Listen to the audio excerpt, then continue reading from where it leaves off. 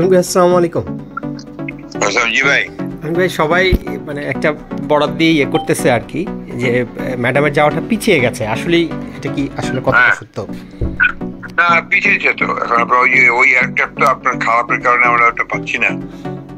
জি আমরা একটা নতুন এয়ারক্রাফট ওরা জোগাড় করছে, ওরাই কাতারি। সেটা কথা আছে আগামীকাল আসবে।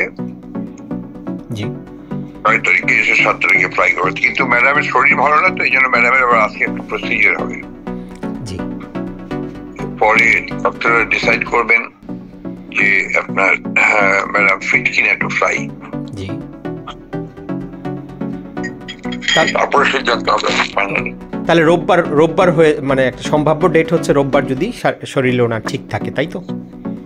হ্যাঁ, 7 তারিখে সকালের দিকে হতে পারে আর কি।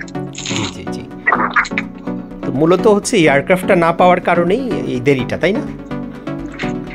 সেটা এবং না, শুধু ওইটা না, ম্যাডামের শারীরিক অবস্থাটা তাই। ও আচ্ছা। তার শারীরিক অবস্থা কালকে খারাপ হয়ে গিয়েছিল একটু।